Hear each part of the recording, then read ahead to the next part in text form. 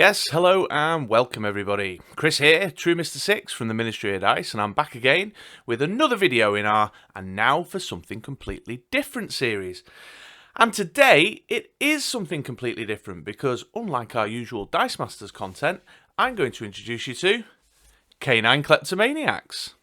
That's right, a non-Dice Masters game. Regular listeners of the podcast will know that Andy and I often open up an episode talking about our other gaming activity, whether that be Andy's misadventures on Apex Legends on his PS4, or whether I'm talking about the games that I play with the hashtag competitive wife and my 2 children. And this little beauty is a recent Kickstarter that's arrived that has proven very popular with my kids, and one of the things I regularly get messaged about is, tell us a little bit more about those games you've been talking about that you play with your family. So for today, just for a few minutes, I'm going to take a little Dice Masters detour and tell you a little bit of something about this game.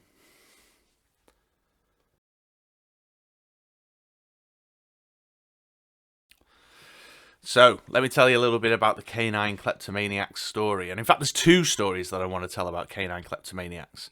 The story behind the game, and then the story that the gameplay narrative is built around. So let me start by telling you about the story of the game. Last year at the UK Games Expo, that's 2019, I get a press pass entry and I like to go and have a mooch around the Thursday night preview. And being a dadly gamer with a wife and 2 kids, 2 young children who enjoy getting a board game out with me on a weekend, especially a rainy weekend, I'm always on the lookout for things that look particularly child-friendly. And as I was making my way around the stands, Canine Kleptomaniacs leapt out at me. I mean, look at it. How could it not stand out as a quirky, colourful, vibrant, dynamic, very child-friendly kind of game? And so I wandered over and started to have a conversation with the gentleman at the stand, who I believe, although if he ever watches this, maybe he'll drop a note in the comments to correct me, I believe his name was Matt. And he is the patriarch of a family who, on a caravan holiday in the UK, found themselves rained off and trapped inside the caravan. Not an uncommon story for a UK board game fan. And so, in order to stave off the madness, the cabin fever of being trapped in this little box, this metal box with the rest of the family, he decided to get them to not only play some games together, but talk about creating a game together. So they got all the various paraphernalia out and started to build a game, and this was the game that they built. And I just thought, you know what, that's just got some real passion and heart to it that kind of switched me on and piqued my interest. And he told me at that point that they were going to pop the game up on Kickstarter and see if they can't get it off the ground. And it is a 100% collaborative effort from the whole family. This is husband and wife, children, and of course the family dog as well. The artwork, Matt told me at the time, was developed by one of his sons. The gameplay was built as a family as a whole. They play tested it as a family as a whole. In fact, I believe Granny and Grandad got involved as well. So there was just something really kind of grassroots, and it felt to me like the type of thing that a Kickstarter campaign should be all about. This is a passion project for a family that they want to get off the ground and out into the marketplace. This isn't tantamount to some kind of big publisher using it as some kind of pre-order scheme. So that initially attracted me to it, and then looking at the cards and the artwork on the cards and the character and flavour within it all, I just thought, you know what, this is something that my kids are definitely going to engage with. So the minute it hit Kickstarter, I backed it, and it arrived just a couple of weeks ago. So there's a little story there of the game. I mean, look at it. How could that not catch your eye wandering around the stands when it's in amongst all the Cthulhu horror, Lovecraftian big board games that take 5 hours to play, and the grimdark Warhammer stuff, and ghoulies and ghosties, and there's this in the middle, just standing out. So I'm sure you can appreciate why it caught my eye. The second story, the narrative of the game, is pretty straightforward. You play the family dogs, the pets of the family, and you are naughty dogs. You have a little habit of making your way around the house and stealing the family's possessions. You like to steal the family's possessions and then take them away and hide them. And the narrative of the game is to translate that as playing a dog and earning points for pilfering all of your owners and the owners' families' possessions. Pretty straightforward.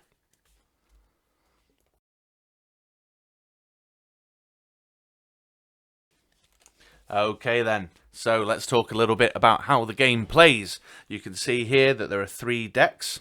Each of these decks will be used to kind of drive the activity throughout the game. You then have the doggy character cards, a hiding place here, which I'll explain in a moment, and there's my hand that I've drawn. And it's fairly straightforward, really. Each player, gets a dog, a character dog, and a hiding place to start the game, as well as their hand of 5 cards. And you are going to build up collectibles that you then tuck away in your hiding place to earn points. Points, you say? Which points are those? Well, that's pretty straightforward. Each card has the little paw points in the corner and tells you how many points you earn for hiding that particular item away in your hiding space. It also tells you on the card how many of each of this particular item there are tucked away in the collectibles deck. So the idea of the game really is to keep drawing and hiding to get the highest combination of cards in your hiding place. However, there are a few little complications. You can only take 1 action a turn. That action may be hiding cards in your hiding place. It may be drawing an action card. It may be switching cards from under your hiding place with something that's a bit more points intensive that you gathered in your hand. Or it may be about trading with other players to see if you can't get away with building your hand up and affecting their ability to succeed. You can also only place cards in your hiding place in 2+. So, for example, here in my hand, I would not be able to hide my socks, my Y-fronts, or my granny bloomers. I can only hide my squeaky toys because that's the only one I've got 2 of. But I might not want to put just 2 under there yet. I might want to see if I can collect more and get 3 or 4 or 5 under there. Or even 8, as the case may be. So there's kind of a bit of a hand management thing going on where you have to kind of figure out, well, and what do I want to drop? What do I want to trade off? And so on and so forth. You might also find that your character card is influencing you. Each of the doggies give a bonus. That's a bit blurry. Give a bonus for collecting certain items. Penny Pickles here likes the grotty chew ball. So that's the kind of the aim of the game. And then as the game concludes, the person who's gathered up the most paw points is the winner. How do you get collectibles out of the collectible deck? Well, you draw them, but there's, only so many ways you can draw them. So one of your actions may be to draw an action from the top of the action card deck. That action card then will give you some instructions that will then tell you what to do. For example, here, the Sniff It Out card that I've just drawn on the top says choose 3 cards from the discard pile or take 2 cards from an opponent. So I can pilfer 2 cards from my opponent, add them to my hand. Let's just hypothetically say these 2 are the cards that I've just drawn. Oh, it's another squeaky toy, and it's a slipper. Well, I've already got 2 squeaky toys. What a fortuitous turn of events. So then at the beginning of my next turn, I might choose to hide the 3 under there because they're going to equate to 30 paw points at the conclusion of the game.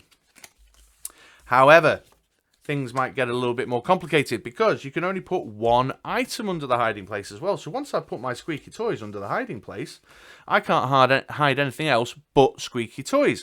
So you want to drive your way through the actions until you find yourself another hiding place so that you can increase your points capacity. But I've only got 1 of each, so now I need to keep taking actions.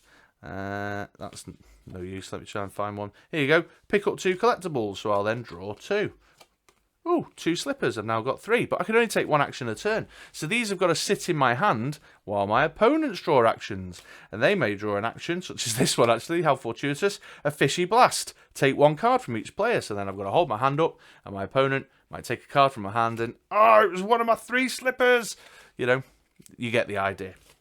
You also have the Master's Bedroom deck. There's cards in the actions that allow you to get your hands on special items that sit inside the Master's Bedroom. These are the cards that give you multipliers or bonuses or are particularly powerful within the game. So if I get keys to the Master's Bedroom, I might find that I've got the Master's Foot here. That multiplies by 2 the points value of the what looks like a chewed up trainer, or gives you 20 points independently. So you keep hold of that. Let me put it here in camera, in view. You keep hold of that, and if you're collecting sneakers, if you're collecting chewed up trainers, sneakers, depending on which side of the Atlantic you're on, you will double up the value. So if these were sneakers, for example, they're worth 10 each, but then they become worth 30. 60. 30 times 2 is 60. Come on, Chris. Basic maths. So there you go. There are some other little variables. You've got the ultimate paw of ultimateness, which name escapes me right now. Let me find the card. Oh. Everyone sit quietly and watch and wait while I find the card that represents that. This is professional broadcasting at its very best. I'll keep that one out for a second. Maybe I should have prepared this before I started recording.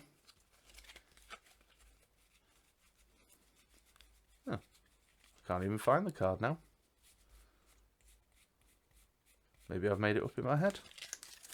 But this once you've got the card, it allows you to take multiple actions in a turn. That's the bottom line of that. The ultimate paw of pilferage, that's what it's called. It allows you to take extra actions, so you can hide things and do actions to draw new cards.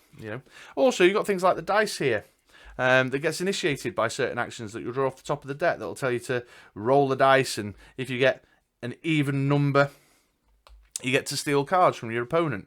Or oh, here you go. Roll a dice and pass this card around X number of players. This is the rancid badger poo. The player left holding this card loses 2 collectibles, so they've got to discard 2 from their hand. Or you've got things like the charm offensive, which is a bit like a kind of rock, paper, scissors contest that you have in order to stop your opponent from stealing cards out of your hand, and so on and so forth. So there's lots of back and forth. It's very active, very colourful, and particularly family friendly. There you go. That was a really bad description of how the gameplay goes.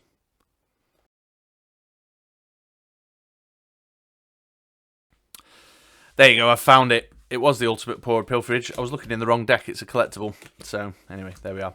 Yes. So how did it play? So despite that probably less than thrilling description that I've just made of the gameplay, this has proven very popular with my 9-year-old and my 6-year-old.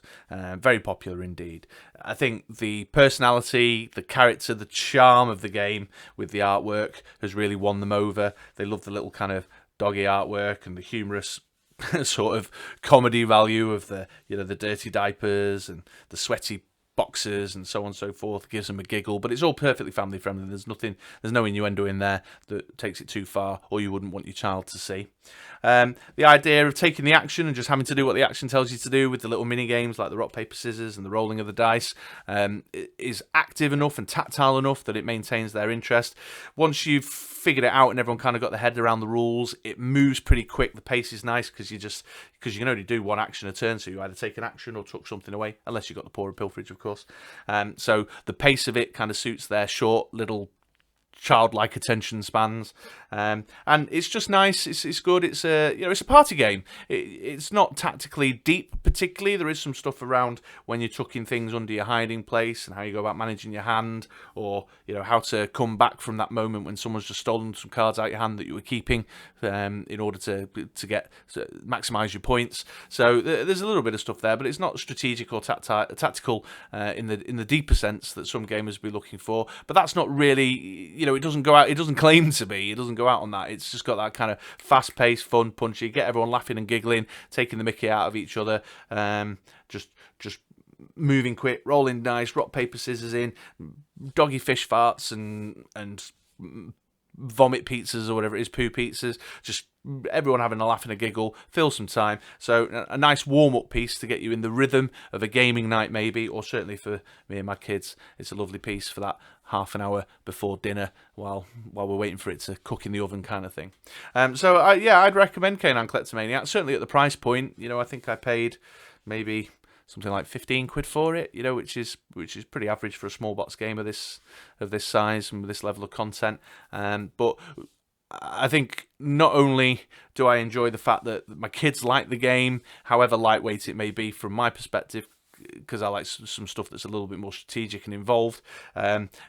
The laughter, that comes from my son and his desire to collect what he perceives to be the rudest cards just gives me a great deal of pleasure. And I also particularly enjoy playing a game that I've supported on Kickstarter that was a passion project for a UK-based family that have done this all off their back. I've not ended up dropping hundreds into a game from Simon that were just using Kickstarter as a kind of fancy pre-order system. So there you go, folks. Canine Kleptomaniacs. I believe it's soon to be available on Amazon and through eBay. I'll go and investigate that before I post this video, and if it is the case, then I'll drop a link in the description below. But as far as I'm concerned, this gets a Ministry of Dice, or certainly a True Mr. Six and family thumbs up. Yeah, we like this one. Well done, Golden Ginty Games, and thank you, Matt, for your conversation in June 2019 that initially got me interested in it. Okay, folks, well, I hope you enjoyed that. Let me know in the comments below if this is the sort of thing you'd like to see more of from the Ministry of Dice. Thanks to those who have contacted me already and said, yeah, tell us a little bit more about these games that you play with your family. If you did enjoy this, give me the thumbs up. If you didn't enjoy this, just, move on, go watch something else. That's fine. Do the like and subscribe thing, because it really does support this channel and help us out. And I will see you in our next video coming soon. All right, ta-da now.